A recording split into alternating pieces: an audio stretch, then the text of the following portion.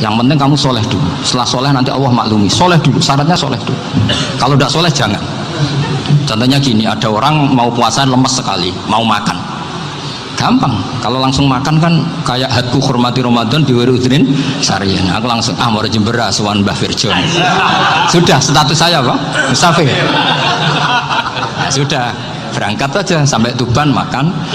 Nanti kalau nggak jadi ya nggak apa-apa sudah. Kan mulai pergi sudah musafir. Saya tidak tahu nanti malaikat tertarik gebuki nggak tahu. Tapi itu ada khilafnya, asal soleh lah. Tentang Pak Ahmad Siddiq saya tahu banyak karena dulu saya masih ingat, ini sekaligus ijazah pada cucu-cucunya. Kalau sama anaknya tidak berani sama cucu-cucunya. Saya masih ingat Pak Ahmad Siddiq itu sangat loyal sama yang namanya negara.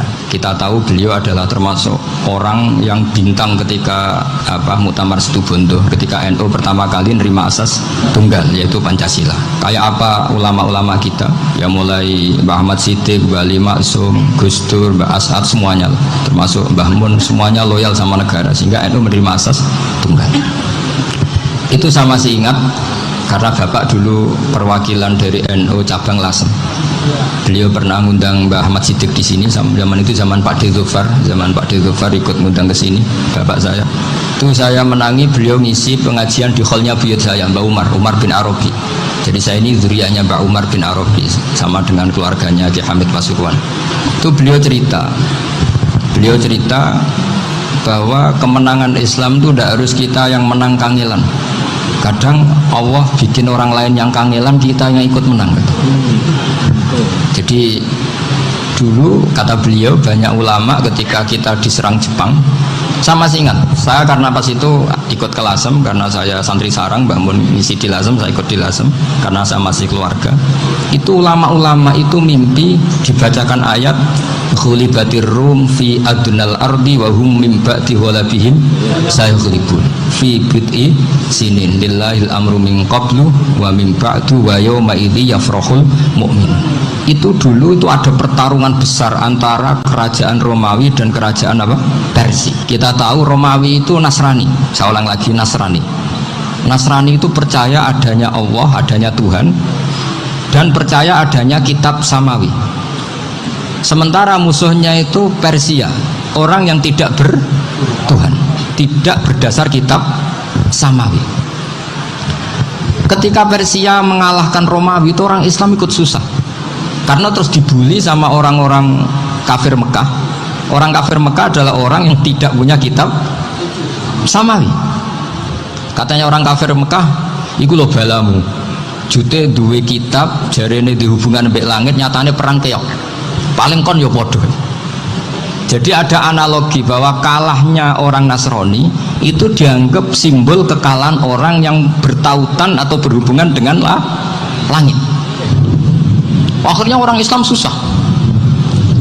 Saking susahnya orang Islam sampai Abu Bakar itu tanya, ya Rasulullah, lalu orang Romawi menang itu kapan? Terus ada surat turun fibit isinin, ya kira-kira 3. Abu Bakar pas itu belum alim-alim amat. Jadi ngartikan 3 itu ya 3 betul, sehingga beliau masyhur itu. Coro Jawa totoan itu kimar. Pokoknya nanti Romawi pasti menang 3 tahun lagi. Akhirnya ketika datang itu taruhannya dengan 10 unta. Datang ke Rasulullah, Nabi menjelaskan, "Ronda bid'u itu mabena salas ilatis itu 3 sampai 9. Kamu jangan bilang 3." Ya sudah, taruhannya ditambah sampai 100 unta. Tapi pembuktiannya enggak 3 tahun tapi nunggu 9 tahun. Sampean jangan tanya, berarti dulu pernah taruhan halal. Zaman sebelum ngaji saya, sampean sudah sering taruhan. Jadi jangan nyalahkan saya. Nanti itu ada ilmunya, namanya nasah mansukh. Dan taruhannya Abu Bakar tidak kayak sampean. Taruhan yang sangat-sangat demi Islam, bukan demi hadun nafsi. Betul. Ketika tahun ke-7 orang Islam itu menang. Gila ya, tahun 9 itu umat Islam menang. Menangnya umat Islam mengalahkan musyrik Mekah itu di Badar. Romawi mengalahkan Persia. Gara-gara Romawi mengalahkan Persia itu cara berpikir orang itu rubah. Ternyata langit itu ada, kekuatan langit itu ada. Sehingga meskipun akhirnya orang Kristen bilang ada Trinitas, terus mereka keliru dalam mengartikan Isa, tapi ada sekian nabi yang mereka sebut dan mereka hormati. Ada sekian kesamaan. Sehingga dalam Islam Saya ulang lagi dalam Islam. Andai kan disuruh milih orang komunis sama orang Nasrani, Islam tentu sama-sama kerjasama, milih sama yang Nasrani. Karena ini ahli kitab, kerjasama loh, bukan milih menjadi Nasrani. Nanti kamu salah paham, senangannya terus bully. Itu semangatnya pasti hasad. Nah, terus lalu relevansinya dengan Indonesia gimana? Wa yauma idzi yafrahul mu'minun, ketika orang Romawi yang punya kitab samawi mengalahkan Persia yang tidak punya kitab samawi, itu orang Islam ikut bunga, ikut gembira. Itu semua kiai banyak yang mimpi seperti itu. Ini cerita Pak Ahmad Siddiq, saya dengarin itu. Ternyata betul, Jepang itu nggak dikalahkan Indonesia. Jepang, Hiroshima dan Nagasaki dibom oleh apa? Sekutu. Akhirnya Jepang pulang. Pas Jepang pulang, Indonesia merdeka. Itu dulu kiai-kiai sudah nakwil bahwa menangnya Indonesia itu tidak harus mengalahkan penjajah. Pokoknya nanti penjajah ada yang mengalahkan. Jadi orang Islam zaman itu tidak bisa mengalahkan Persia, yang mengalahkan itu Romawi. Tapi orang Islam ikut gembira. Itu sebenarnya wa yauma idzi yafrahul mu'minun binasrillah. Jadi orang itu cara berpikir Quran itu beda. Sehingga saya ini cerita ke cucu-cucu Mbah Siddiq karena ya nasabnya sama sampai saya, karena sama-sama sampai Mbah Sambu. Bedanya keluarga saya lewat Mbah Abdul Azim, kalau yang keluarga sini lewat namanya Mbah Yusuf. Itu saudara sama Mbah Abdul Azim, sama-sama sampai Mbah Sambu. Tapi keinginan saya tentu bukan sekedar silaturahim gagah-gagahan diceluk Gus. Celuk Gus repot.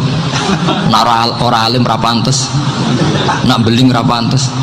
Salam templek 1.000 jaluk swarga. Kok mentalan yang 1.000 jaluk. Kamu nginep di hotel 100.000 itu tidak cukup, apalagi untuk bayar apa? Surga itu nggak sopan sekali. 1 juta ya nggak bisa itu, 100 juta juga nggak jelas juga. Terus sampai mendingan nggak usah salam template, malah nggak mungkin masuk surga kalau. Jadi dulu yang namanya zuriyah, sampean tenang saja, nasab sampean tidak kalah dengan kita, karena nanti setelah di kuburan itu gus-gus itu nggak penting. Semua kalau ditanya bapak kamu siapa, jawabannya siapa? Nabi Ibrahim.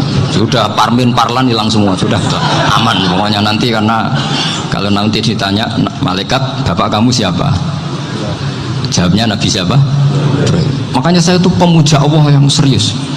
Sampean ya pemuja Allah, tapi kan kadang kurang alim. Saya ini pemuja Allah serius. Saya itu kalau ngaji, ya ngaji biasa belajar, itu sering nangis seneng. Misalnya saya baca tadi Miftahul Jannah la ilaha illallah, kunci kok dikasihkan. Kita ini masuk neraka gak pantas, enggak bawa kuncinya kok masuk. Harusnya kita ini masuk surga, kita kan pegang kunci surga, gak pegang kunci neraka. Maka aneh kalau kamu masuk neraka, itu aneh. Coba kita pegang kunci surga apa kunci neraka? Tapi kada teman saya suon rokok rano kunci ini. Karena tidak ada pintunya. Terus saya bilang, kamu kok tahu? Memangnya mau ke sana, kata saya. Saya tidak punya rencana tahun neraka. Karena nanti di antara syafaatnya Quran itu orang kalau mau masuk neraka tidak jadi. Ya nggak apa-apa ya, diatur sendiri. Jadi di antara syafaatnya Quran itu orang nggak jadi masuk neraka. Jadi syafaat itu ada 2, dari neraka diangkat ke surga, dan itu bisa lama itu. Tapi kalau syafaatnya Quran itu yang belum masuk neraka supaya nggak jadi masuk neraka. Karena neraka juga punya aturan, dia juga kena aturan fikih. Jadi betul ini, saya ada guyon ya. Jadi kena konstitusi apa? Fikih. Sama tak ceritani syafaatnya Quran itu, ada orang itu beling itu fasik. Itu dihafal surat Tabarok. Hafal betul. Tabarakalladzi biyadihil mulku wa huwa ala kulli syai'in qadir alladzi khalaqal mauta wal hayata. Pertanyaannya gini, boleh enggak orang menginjak surat Baqarah? Boleh enggak? Enggak. Padahal orang hafal Quran itu artinya ayat itu ada di hatinya. Fa inna wa ta'ala la yu'adzibu qalban wa al-Qur'ana. Allah tidak akan menyiksa hati yang menyimpan Quran, yang jadi flash disknya Quran, yang jadi rekaman Quran. Singkat cerita orang ini hafal. Pas ketemu Mungkar Nakir prosedur kan, ini orang fasik mau diantemin sama Mungkar Nakir. Prosedur ya, dia kan prosedur standar. Si surat Tabarak akhirnya menjelma jadi seseorang yang gagah berani. kamu nggak boleh nyiksa orang ini, saya ini kalamu, kalau kamu nyiksa dia berarti nyiksa saya, kamu berani sama kalamu? Wah ya tidak berani jadi Nakir. Tapi orang itu nakal, harus saya gebukin. Tapi kata Quran tadi, tapi saya di situ pasti kena saya. Oh debat, nggak ada lajnahnya ini nggak ikut. Kalau Gus Wirjon ikut jadi lajnah. Kalau jadi lajnah pasti kroninan, kalau santrinya dimenangkan nanti. Akhirnya debat. Ya sudah kita ketemu Allah. Akhirnya Mungkar Nakir sama Quran tadi surat Tabarok datang sowan sama Allah. Terus kata Allah, memangnya kenapa Mungkar Nakir? Saya harus nyiksa dia karena dia fasik ya Allah. Memangnya kenapa surat Tabarok? Saya ada di situ. Menurut aturan orang tuh nggak boleh injak Quran. Kalau dia nuduk saya, nuduk Quran, itu harus dikasih tahu fikihnya Mungkar Nakir.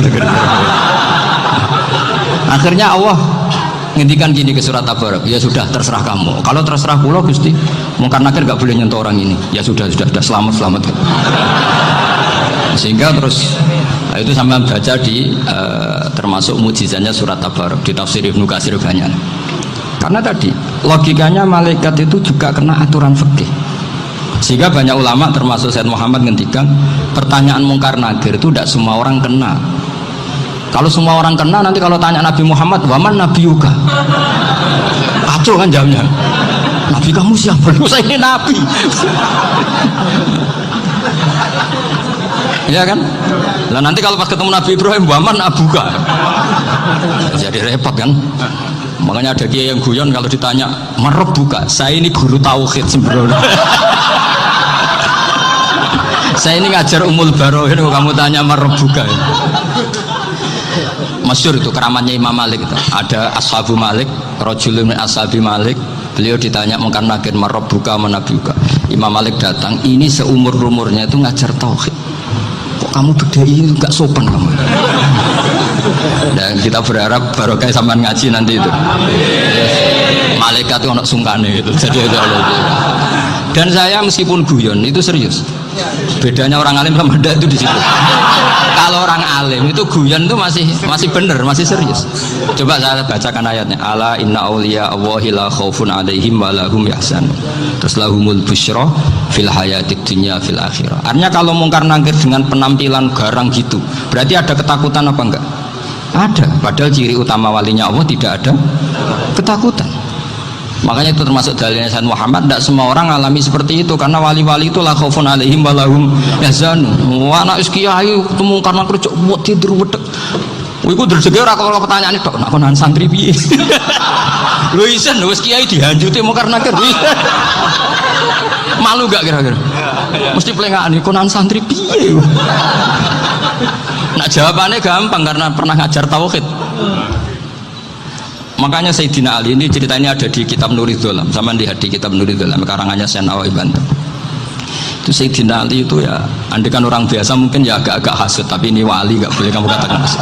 Dia itu mangkal sama Umar. Orang kok setiap orang pernah dibentak, apa dia berani bentak Mungkar Nakir? Penasaran dia. Bagaimana perangnya Umar itu berlanjut enggak gitu kira-kira. Akhirnya minta, ya Allah saya minta kasyaf. Ya karena yang minta Sayyidina Ali karena mau wajah dituruti sama kasyaf. Dilihat Sayyidina Umar pas meninggal itu. Jadi hasud itu ya kadang penting asal baik. Loh betul, bahasa Kanjeng Nabi kadang la hasada illa fisnaten. Itu Nabi bahasakan ya hasad. Gus Wirson aja yang nafsirkan ayo ghobtoh itu kan gaya-gayanan sebagai ulama. Aslinya Nabi ngendikannya itu la hasada illa fisnaten. Ulama yang ganti itu namanya ghobtoh. Wong Nabi sendiri nyebut hasad kok kamu tafsiri ghobtoh. Ya hasad ya hasad. Udah nggak usah ditawil-tawil pokoknya gitu. Kalau sama nggak percaya nggak apa-apa. Gitu aja kok repot. Karena sama nggak percaya kemungkinannya dua. Satu nggak ngerti. Dua sama-sama alim kan dari awal kalau sama-sama alim kan laisali alimin ayuqallida aliman akhir. Kita nggak perlu saling mengikuti. Ngapain hasud? Biasa aja. Akhirnya Sayyidina Ali kasut. Pas Umar bangun, setelah mati kan bangun, setelah meninggal bangun. Mungkar Nakir datang dengan perang yang sangat garang. Itu digambarkan Sayyidina Ali matanya itu kal kidril ghali. Kayak apa? Kendil yang apa? Menganga. Wah seru. Sayyidina Ali senang, paling takut ini Umar. senangnya bukan main. Wah ini mesti takut Umar. Biasa. Ternyata enggak. Umar malah bangkit. Woi Munkar Nakir. Kamu tahu menghadapi siapa? Itu betul. Kamu itu menghadapi temannya ahabbal khalqi ilallah.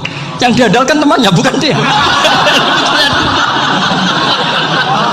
Kamu tahu yang kamu hadapi, saya ini teman kekasihnya Allah. Jadi boleh kamu ngandalkan Mbak Virjon. Tapi nanti resikonya Munkar Nakir tanya, itu Virjon siapa? Wah itu masalah kan. Makanya syaratnya wali itu harus ma'rufun fis sama. Di langit sudah populer. Makanya dulu ada orang yang saking senangnya Abdul Qadir ditanya apa saja jamnya Abdul Qadir Al-Jilani, itu aman karena beliau populer. Makanya program kita harus populer dulu di langit. Nah, itu nanti kalau dicatut oleh santri-santri nggak apa-apa. Kalau nggak populer nanti dicatat itu siapa? Masalah ini. Umar itu yang dibanggakan itu, kamu tahu saya siapa? Ya enggak tahu, saya ini temannya kekasihnya Allah. Temannya Muhammad, iya Muhammad Rasulullah. Mikir, waduh repot. Loh, di dunia aja gitu kan, temannya presiden, temannya panglima, apalagi ini temannya Sayyidul Awalin wal Akhirin. Di dunia aja bilang temannya presiden, menteri, orang sudah takut, apalagi ini temannya Sayyidul Awalin. Hanya Munkar Nakir terus konfirmasi sama Allah, gimana ya Allah ini ngadepi. Sebetulnya yang diandalkan itu temannya, bukan dia. Wah, akhirnya sama Allah dibilang, ya bu, ya sama seorang seperti itu bu yang sopan. Terus semenjak itu Munkar Nakir itu nggak selalu berpenampilan seperti itu sangat. Jadi semoga itu konsisten sampai nanti. Jadi kamu kalau ingin nggak takut Munkar Nakir, jadi wali dulu. Karena sarannya tadi hanya wali sing la khaufun alaihim wa lahum yahzanun lahumul busyra fil hayatid dunya fil akhirah. Jadi orang itu kalau ngaji itu harus khatam. Jangan semuanya kena pertanyaan. Dan kalau semuanya kena pertanyaan nanti repot. Kalau Nabi Muhammad ditanya waman Nabi juga.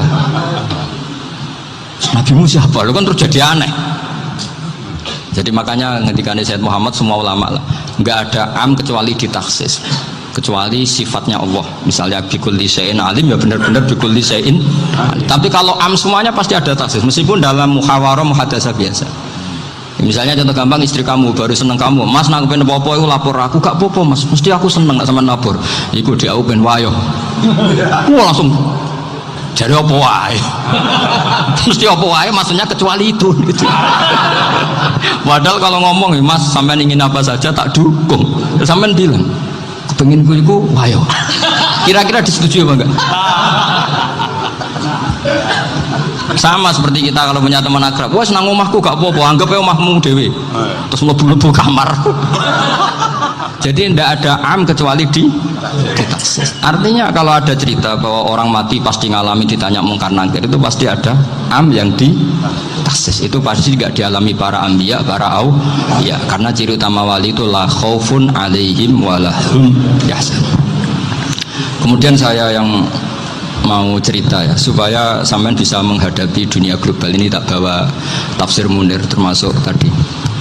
Kenapa orang Islam, Rasulullah SAW itu lebih senang kalau yang menang itu orang Nasrani Romawi, ketimbang yang menang itu orang Faris, dalam hal ini ateis. Karena orang ateis itu lebih ngeri. Sebetulnya beberapa penemuan sains, terutama di ilmu medis, itu orang Amerika, kayak cloning. Tapi orang Amerika itu masih dilarang oleh gereja untuk mengaplikasi, karena nanti bayi cloning itu dipakai suku cadang. Di Amerika masih ditentang oleh fatwa-fatwa agama, baik Islam maupun Kristen. Tapi di Cina itu dipraktekkan, karena nggak ada halangan agama. Di Cina itu biasa ada kondom diolah lagi jadi alat-alat aksesoris. Di Amerika tidak ada, karena masih ada agama, masih ada larangan. Sehingga orang Islam itu lebih takut kalau yang menang itu Persia, karena terus cara berpikir ternyata Tuhan itu tidak ada, langit tidak ada perannya. Jadi ketika yang menang Nasrani masih berpikir itu pertolongan Tuhan, meskipun mungkin cara mengatakan Tuhan beda dengan kita. Tapi ada satu kesamaan bahwa kekuatan samawi itu ada. Nah, itu disebut ghulibatir rum fi adnal ardi wa hum min ba'di ghalabihim saghlibun. Di sini diterangkan oleh Syekh Nawawi supaya kamu tidak salah paham. Sebetulnya kamu katakan misalnya wah itu paham liberalisme, sebenarnya saya tidak tersiksa. Cuma takut yang mengatakan seperti itu cek goblokir atau ngaji gitu. Itu aja masalah saya. Ini saya baca ini karangannya Syekh Nawawi karena tadi kata Mbah Firjon ngaji itu harus sama orang yang bersanad. Saya ini kalah sama beliau itu berkali-kali. Secara nasab saya harus manggil Mbah. Secara silsilah ilmu saya juga kalah lagi. Saya sering disewani sama cucu-cucu Syekhona Khalil. Kiai Siddiq itu termasuk murid dekat beliau Syekhona Khalil. Kalau itu berarti kan Gus Firjon, Ahmad, terus Mbah Siddiq. Mbah Siddiq ngaji Syekhona Khalil. Syekhona Khalil itu pernah ngaji langsung sama Sayyid Zaini Tahlan. Berarti beliau dari Sayyid Zaini Tahlan itu baru generasi kelima. Sementara saya itu sudah ke-7 atau ke-6. Saya, Mbah Mun, Mbah Karim misalnya, Mbah Hashim, Mbah Mahfud Termas, Sayyid Abi Bakar Sato yang ngarangnya Anatul Talibin, baru Sayyid Zaini Tahlan. Berarti saya ke-7, kalah lagi. Tapi untuk jadi wali biasanya cepat saya. Karena syaratnya jadi mbah itu ngalah demi putu. Jadi kalau beliau ngotot, saya dulu Gusti, saya mbahnya, wah itu mbah yang nggak baik. Berarti jatahnya dikasihkan apa? Cucunya dulu. Makanya Abdul Muthalib itu orang yang dapat wangsit, tapi yang jadi nabi itu cucunya. Jadi dalil saya banyak. Sebenarnya Abdul Muthalib itu sudah sering dapat wangsit. Karena saya bahasakan wahyu, Nabi yang protes, enggak Nabi kok dapat wahyu. Tapi sebetulnya Abdul Muthalib itu masyhur. Kalimat-kalimatnya menunjukkan bahwa beliau itu sudah dapat wahyu kalau nanti cucunya itu jadi apa? Nabi. Makanya senangnya bukan main Abdul Muthalib sama Rasulullah. Putu seneng, mbah seneng putu. Jadi mungkin, jadi sampean enggak usah protes loh. Yang jadi wali kok cucunya. Dulu betul. Dulu Mbah Hamid Pasuruan itu kalau Mbah Ahmad Siddiq ke sana, Mbah Hamid Pasuruan kalau manggil Mbah Ahmad Siddiq itu paman. Tapi pamannya minta ijazah ke ponakan. Apa ya gara-gara itu memang. Kalau itu masih berlaku apa? Ngalah masih. Kayaknya masih apa? Hawane masih. Hawane masih. Karena melihat tren-tren langit masih gitu kayaknya masih. Masih itu. Ya, tapi mbahnya tetap dapat jatah, tenang saja nanti. Tapi memang sebaiknya mbah itu legowo. Rasulullah Muhammad SAW itu terkenal min dzurriyyati Ibrahim. Tapi kata Rasulullah, ana dakwatu Ibrahim wa bisyaratu Isa. Aku nganti ngene iki barokah dongane Nabi siapa? Ibrahim. Jadi dongane Nabi Ibrahim ya tiba teng putu. Jadi banyak bukti bahwa jatuhnya ke putu gitu. Tadi saya di kamar sama beliau berduaan. Nih Mbah sing dadi wali di sini, aku webah. Cocokan tadi. Nah, kenapa saya akhir-akhir ini gulirkan daftar wali? Kenapa? Saya ini resah ya, orang sudah ingin dicintai pejabat, dicintai tetangga, dicintai teman. Tapi kadang-kadang orang lupa lagi dicintai Allah. Makanya saya meskipun guyon, tapi ini amdan, bukan sahwan. Supaya orang punya cita-cita lagi jadi wali, ingin dicintai Allah. Kita ini terlalu lama ingin dicintai makhluk, Boyau naik kelas sedikit. Ingin dicintai Allah Subhanahu. Meskipun saya guyon, tapi tadi guyon saya tuh lebih serius ketimbang serius Anda. Karena tak pikir saya tuh kalau pergi itu seneng ngebis, bukan karena saya tidak punya mobil, tapi saya sering mau butuh itu supaya nggak diganggu, karena saya tuh harus punya waktu sendiri. Kalau ngebis kan ketemu orang nggak kenal, tapi sekarang ya agak susah, banyak yang kenal, dan susahnya lagi nggak minta ijazah, minta foto. Serem repot tuh. Mau dibenci itu umatnya Rasulullah Shallallahu Alaihi Wasallam, mau disetujui itu sanatnya mana? Kalau ketemu orang alim minta apa? Foto. Itu nggak ada sanatnya. Nggak tahu saya itu mazhab dari mana itu. Ya mazhab milenial yang jelas itu kan. Ini tak baca ya biar dapat, karena ini kenangan saya sama Mbah Ahmad Siddiq. Saya masih ingat betul beliau ngisi hallnya Mbah Abdullah bin Umar, berarti abahnya Mbah Hamid. Karena mbah saya itu Fatimah binti Khalid bin Umar, kalau Mbah Hamid itu Hamid bin Abdullah bin Umar. Itu saya masih ingat betul zaman itu Mbah Hamid siap khol di Lasem itu rawuh, dan saya derek mbah saya karena masih misanan datang ke Lasem. Itu beliau pas itu ngisi sama Mbah Mun. Mbah Mun masih muda, Ki Ahmad Siddiq sepuh senior. Itu beliau cerita bahwa Dulu ketika Indonesia dijajah Jepang itu para kiai mimpi dibacakan ayat ghulibatir rum fi adnal ardi wa hum min ba'di ghalabihim salim. Terus ada kiai yang tanya, takwilannya gimana? Ya nanti Jepang pulang bukan karena kita yang mengalahkan, tapi Jepang ada yang mengalahkan sendiri meskipun tidak kita. Kayak dulu Faris tidak dikalahkan Islam tapi dikalahkan Romawi, tapi yang senang umat Islam. Wa yauma idzi yafrahul mu'minun. Itu luar biasa ulama-ulama kita. Delalah kejadiannya Indonesia seperti itu, yaitu kita tidak mengalahkan Jepang, tapi Jepang pulang sendiri karena dikalahkan apa? Sekutu. Ya ini saya baca, ini tidak usah dicek bacanya bener apa enggak, sudah aman, apa aman. Karena kalau saya salah itu ya sengaja, artinya ya sengaja saja, ya biasa maksudnya. Saya kemarin ngisi di Pondok Peloso, di Pondok Al Munawir Jogja. Salah itu ada dua, ada salah memang benar-benar salah, itu nggak apa-apa, bisa dimakfu karena mesti sangke wong goblok salah yang terus itu. Ada salah bawaan ilmu, itu repot tuh dadaninnya. Karena misalnya kita yang biasa belajar qiraah safah wa yahsibuhu, mesti diulang lagi wa yahsabuhu. Karena qiraahnya Imam Asim itu hasibah yahsabu bi fathis sin. Sementara kita kalau ngaji kitab kulino yahsib. Sehingga kita yang biasa belajar safah itu kalau baca kitab itu kayak orang bingung. Kadang-kadang yang ngaji juga bingung, Gus Pak mocok bulan pilih, ya tepat-tepatan. Ada yang mengatakan Gus Pak bingung, ada yang mengatakan Gus Pak alim alam, ya tepat-tepatan nasib tadi. Karena memang ya sab'ah memang seperti itu. Misalnya kufuan itu Imam Asim baca kufuan, tapi beliau punya murid namanya Syu'bah, itu kalau baca kuf'an. Makanya kita itu, ini kan khataman Quran ya, jadi saya menyinggung sedikit tentang qiraah sab'ah. Tadi beliau juga sudah tak kasih kitab Sahih Hifdzuna li Adal Mushaf. Sama tak ajari latihan sab'ah, memang angel ya. Makanya yang nggak bisa itu wong pinter, sudah tahu angel ya nggak usah diteruskan kan. Orang menghindari barang angel itu pinter apa goblok? Pinter. Berarti wong goblok pinter. Saya tuh makanya sama orang goblok tuh respect. Jadi orang alim tuh angel apa gampang? Angel. Menghindari barang angel pinter apa goblok?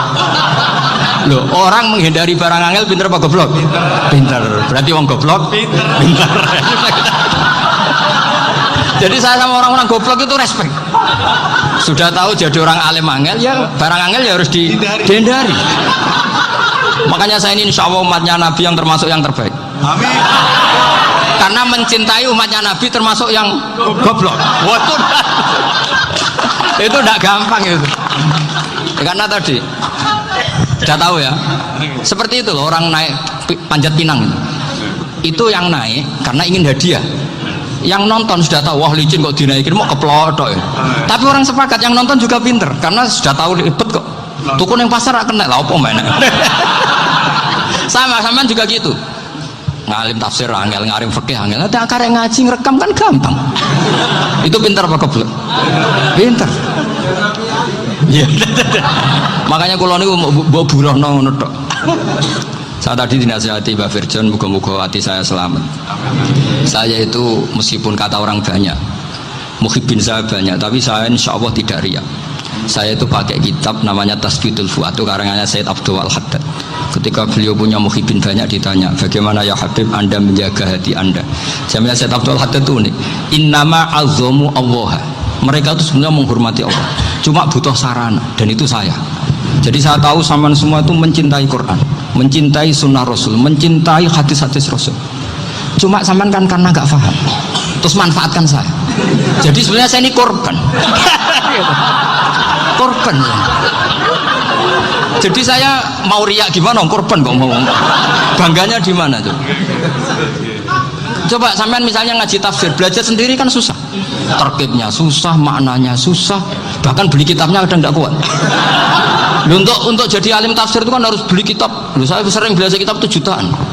Tafsir Tobari, saya pernah beli kitab Fakhrur Razi itu berapa coba? 27 jilid. Karangannya Fakhrur, belum karangannya ulama modern Imam Sa'rawi. Itu berapa jilid? Itu jutaan. Saya kemarin juga dihadiahi kitab Pak Quraish Shihab namanya Faidul Bari fi Syarhil Bukhari. Pak Quraish Shihab yang terkenal. Dia sering diskusi sama saya ngasih hadiah beliau ngasih hadiah saya. Oh itu harganya nggak kuat. Tidak kuat kadang di Indonesia nggak ada coba. Dan sama orang hebat menghindari kesulitan itu. Nah, kesempatan itu Gus Bak ngaji ikut, kalau nggak paham dirukokno rekamannya sudah gitu. Pinter mana sampean sama saya? Pinter sampean kan? Bikin sosis susah beli aja kok repot kan. Makanya nggak boleh orang bilang, wah aku goblok reso tafsir aku wong pinter. Makanya nanti kalau saya ketemu Nabi tidak termasuk orang yang mentahkir orang Islam. Kafabil mari isman ayah kira akhahul muslim. Jadi cukup orang itu dosa kalau menyepelekan orang Islam, termasuk darani sampean goblok itu dosa. Caranya nggak darani goblok ya tadi di logika tadi. Alim itu angel, gendari angel itu pintar, berarti wong bodoh pintar ya sudah gitu. Tapi tetap bodoh. Tapi ini satu cara untuk saya respect gitu. Coba orang yang ngaji tafsir saya banyak, mungkin ribuan. Itu sebetulnya mencintai Quran. Karena Quran adalah kitab suci yang panduannya umat Islam. Sangat mencintai Quran. Terus kemudian mereka nggak paham. Terus mencari orang yang memahamkan. Burohno lah cara Jawa ini. Terus keren saya itu di mana coba?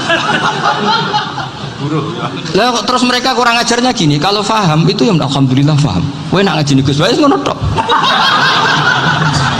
Tapi nek ora paham, ora nyalano akale. Mari Gus Ban nerangno cepet mulane gak paham. Ora kok nyalano teke sing lelet. Oh itu kan Masya Allah, naudzubillah. Sebetulnya tingkat kurang ajarnya tinggi Gus. Jadi kalau nggak paham itu kadang nggak nyalahno uteke. Kayak mau misalnya, mau mari mikir aja jelas. Padahal misalnya jelas orang mesti paham, bodoh. Paham ya? Jadi kata Sayyid Abdul Haddad, innama azzamu Allah. Sebenarnya mereka itu sangat menghormati Allah. Makanya kita nggak perlu mengatakan wasilah itu kafir, nggak akan. Karena orang tawasul sama Rasulullah itu ingin dapat ridhonya Allah lewat orang yang dicintai Allah.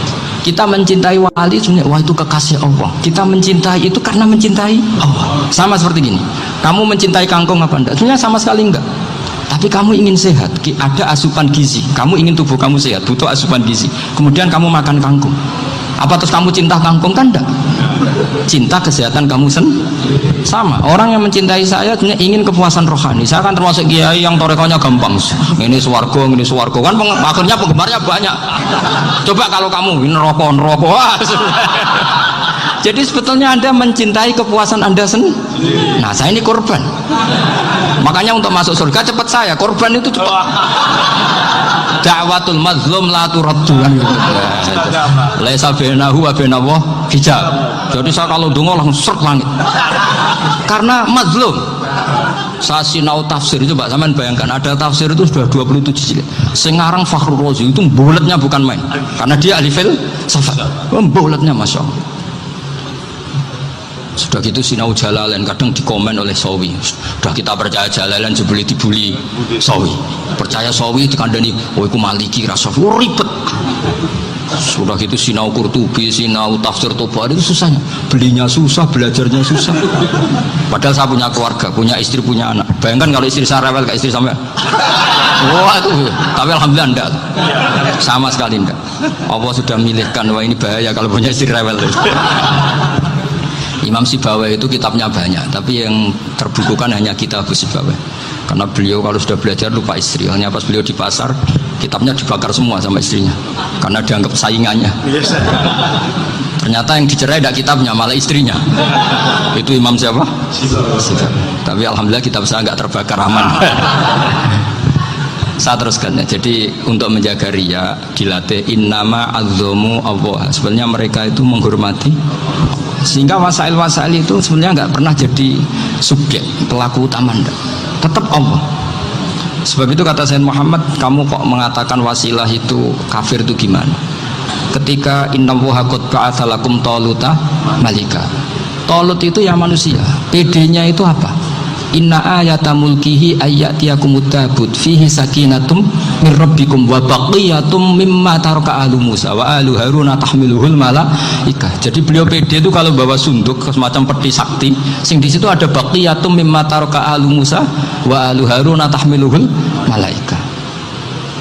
Ya kayak semacam jimat. Tapi saya bukan mensyariatkan jimat enggak, karena nanti banyak penjual yang pembohong juga gitu loh. Cuma cerita, kamu tidak usah mengatakan kafir. Dulu Tolut PD-nya kalau bawa sunduk semacam peti kesaktian yang di situ ada baqiyatum mimma taraka alu Musa wa alu Harun tahmiluhul malaikat. Sehingga Khalid bin Walid meskipun beliau sahabat dan menyaksikan wajah Rasulullah SAW, itu bawa sya'aratun min sya'aratihi Rasulullah SAW, bawa rambutnya Nabi. Perang kemana-mana itu diletakkan di pecinya. Nanti sama tanya lagi, masa pakai peci Khalid bin Walid itu? Wah panjang, sampai itu repot. Sampai tak warai ngaji usul fikih. Usul fikih itu kalau ngaji itu ada istilah tangkihul manat. Ini mestinya wilayah yang kita bisa berdebat sama Mbah Firjon. Dulu itu musuh saya karena saya makili Anwar, beliau makili Peloso. Tapi tahu-tahu kalah tua terus saya mengundurkan diri. Di fikih itu ada istilah, ada tangkihul manat, ada tahqiqul manat, ada tangkihul manat. Tangkih itu kira-kira gini, lafadz hadis itu dibuang sekian untuk tahu bahwa itu madarul hukmi. Misalnya gini, tak beri contoh paling gampang. Sama harus paham, kalau nggak paham nggak pinter-pinter. Ja'a A'rabiyun ila Rasulillah sallallahu alaihi wasallam. Ya karena ini menghormati Mbah Ahmad Siddiq, saya orang alim, jadi ngaji ini tetap ada suasana alim. Ya harus ada suasana alim, nggak perlu jadi orang alim, tadi susah. Sudah ngedari susah itu pintar. Sudah itu aja. Jadi orang alim susah, ngedari barang susah pintar. Berarti orang tidak alim pintar. Nah, meskipun tetap sudah itu pegangi sampai mati nanti. Loh, jadi orang alim itu repot. Itu kata Imam Ghazali, kalau orang alim kalau mau masuk surga itu sama Allah nggak boleh. Kif, kamu nggak boleh langsung masuk surga.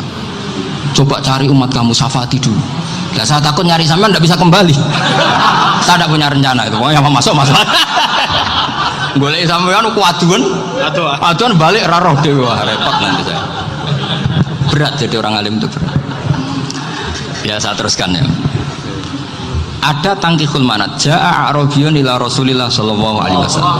Faqala ahlaktu wa ma ahlakaka qal waqa'tu imraati fi nahari Ramadan. Ya sidang-sidang saya ini rusak ya Rasulullah. Kenapa? Karena saya menjima istri saya fi nahari Ramadan. Kata Nabi, kamu harus bayar kafarah. Napa Nabi kafarah? Puasa 2 bulan. Wong baru 1 hari aja terjadi gitu kok disuruh puasa 2 bulan. Ya tidak kuat ya Rasulullah. Baru berapa hari saya puasa aja kecelakaan seperti itu. Apalagi kalau sampai 2 bulan. Tidak ya Rasulullah. Ya sudah kalau gitu kamu apa? Pertama ngasih makan apa? Itku rokobah kan, pertama merdekakan budak. Tapi kan sekarang nggak ada budak makanya. Terus sekarang langsung puasa. Wah ini nggak bisa semua. Ya sudah ngasih makan orang 60. Kasihkan siapa ya Rasul? Ya orang fakir. Saya ini paling fakir. Di kampung saya ini orang paling fakir. Jadi mulai dulu orang fakir itu hubungan suami istri itu paling lancar mulai dulu. Makanya orang fakir itu anaknya banyak karena hiburannya hanya itu. Wong Ramadan aja. Coba mau ke ATM nggak punya uang, mau antri di bank nggak punya, mau apa coba? Itu mulai dulu. Ini sanatnya mutasil.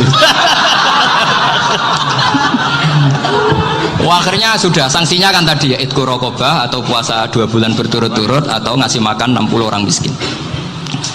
Lalu kata ahli usul fikih, kata A'rabi dibuang, nggak menjadi catatan hukum. Orang kota pun kalau melakukan itu juga kena sanksi yang sama. Imro'atau juga dibuang. Andai kan itu dilakukan untuk amatnya juga ketentuannya sama. Nah sekarang perdebatan antara Imam Syafi'i dan Imam Malik begini. Sekarang pertanyaan gini, jima istri itu hukumnya boleh apa haram? Boleh kan? Lalu kalau ada orang tanpa udzur kemudian makan siang-siang, cara Imam Malik hukumnya sama, harus kena sanksi yang sama. Karena sama-sama hadku hurmati Ramadan bi ghairi udzrin syar'iyyin. Sama-sama merusak hukum Ramadan tanpa udzur syar'. Lo jima itu tidak zina. Kan hukumnya jais.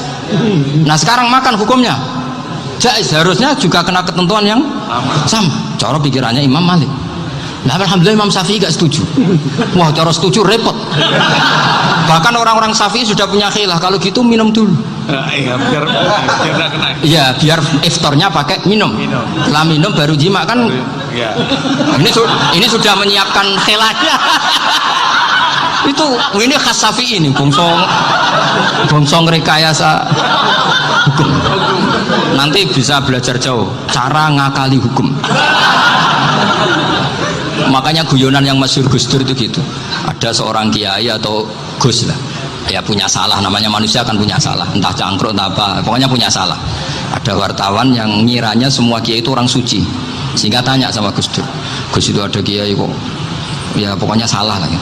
Tapi jangan bayangkan dosa besar, enggak, kecil-kecil aja. Itu gimana itu, padahal kiai kan orang suci. Jawabnya Gus Dur lucu, ya justru yang boleh salah itu para kiai, kalau kamu nggak boleh. Kok bisa Gus? Karena mereka tahu caranya tobat. Repot. Kalau kamu nggak tahu caranya, sama pelanggaran hukum itu ya harus pakar-pakar hukum. Itu yang tahu caranya rekayasa. Kalau kamu ya kena pasal kan ya.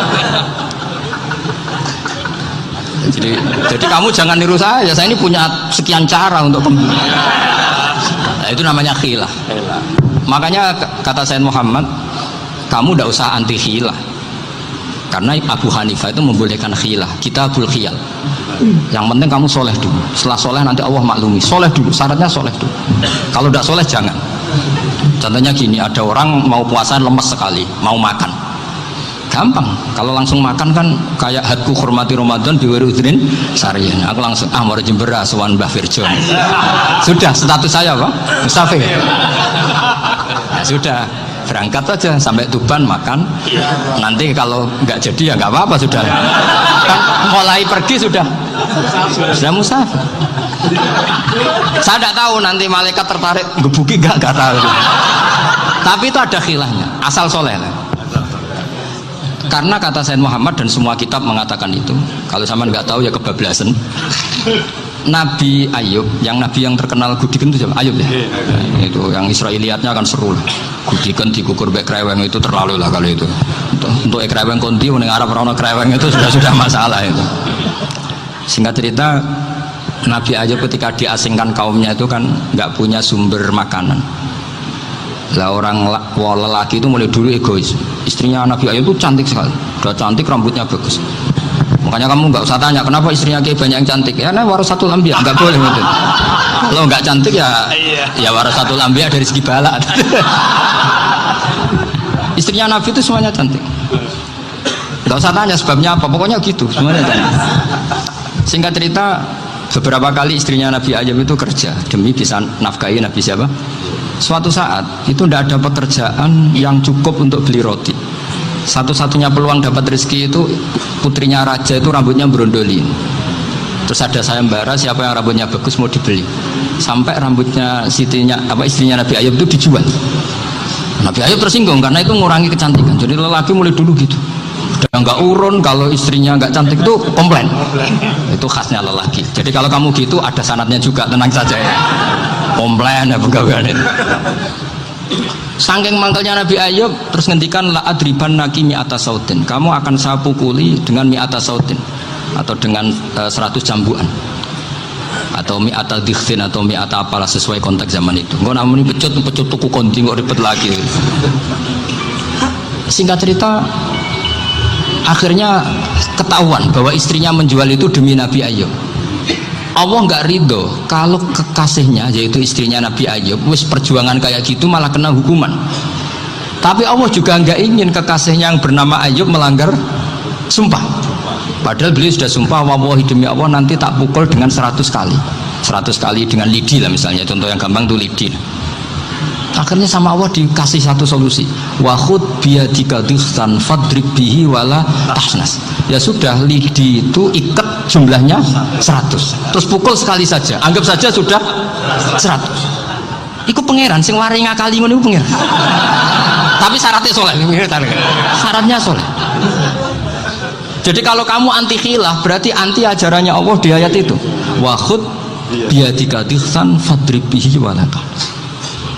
Itu dulu ada, ini cerita di Ithaf, ini cerita terakhir, ini sudah sama jangan nama sudah terus pengumuman tadi yang nggak pernah sepuh ngutang saya itu haram karena tadi saya punya kewajiban di rumah yang bisa menggugurkan ya kewajiban yang lebih besar.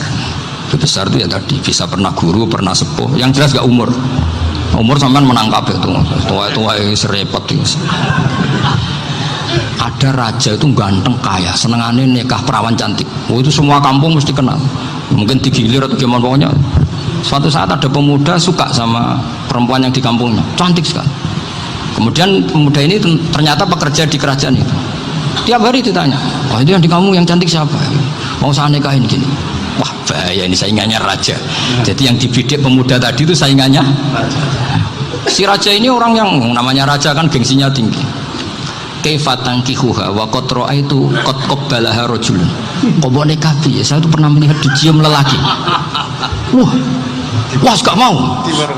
Gak gelem kadang ditambung lan wa qad qabbalaha rajulun. Saya pernah melihat sendiri qabbalaha rajulun, dicium oleh lelaki. Wah sudah gak minat raja, langsung gak keren. Suatu saat pemuda tadi nikahi perempuan itu. Rajanya marah, kamu lelaki gak punya harga diri gini. Gak punya selera, gak punya harga diri, sudah pernah dicium orang kok tetap dinikah. Terus bilang ke raja, takrif manir rajul, lelaki itu siapa? Abuha. Kamu tahu lelaki itu siapa? Sopo? Abuha. Bapaknya. Saya kan hanya bilang rajulun. Pernah dicium lelaki. Lah pikirannya raja itu lelaki kue-kue ngene iki. Tapi butuhnya tanam mau rojo ben gak sido itu aja tuh. Baru kayak digulirkan gitu wakot kebalah rojulun. Wah nggak mau. Setelah itu suatu saat pegawainya tadi nikahi perempuan. Kamu nggak punya harga diri gini. Kamu tahu mandir rojul apa abuha? Wah nak ngono aku gak apa-apa. Lah monggo sakniki wis bojo kula. Ora trimo wis diambung wis macam-macam. Lah itu namanya khilah. Apa? Khilah. Kalau di Balawa disebut tauriyah atau apa. Tapi saya tidak ngajari zaman seperti itu. Sudah pinter sebelum saya ajarin. Bangsa ngakali kan sudah pinter. Ya ini terakhir tak baca Arabnya saja nanti. Bismillahirrahmanirrahim. Biar dapat barokahnya Syekh Nawawi juga barokahnya guru-guru. Bismillahirrahmanirrahim. Wasababu nuzuli hadil ayati annahu kana baina farisa war rumi qitalun wa kana al musyrikuna yawadduna an taghliba farisu ar-ruma li anna farisa kanu majusiyan ummiyin wal muslimuna yawadduna ghalabatar rum ala faris liqaunihim ahla kitabin. Jadi zaman dulu orang Islam lebih senang kalau yang menang itu orang Nasrani. Kalau bandingannya ateis, karena bagaimanapun percaya kekuatan langit. Sementara orang ateis sama sekali tidak percaya kekuatan. Apapun bedanya kita dengan Nasrani itu ada kesamaan, yaitu percaya adanya kekuatan langit. Sehingga ketika orang Romawi kalah itu orang Islam ikut susah. Paham ya? Makanya ini tak baca biar sampean nggak macam-macam pikirannya. Fab'atha Kisra saat terusnya. Ya pokoknya seperti itu. Akhirnya Rasulullah SAW berdoa lebih senang yang menang itu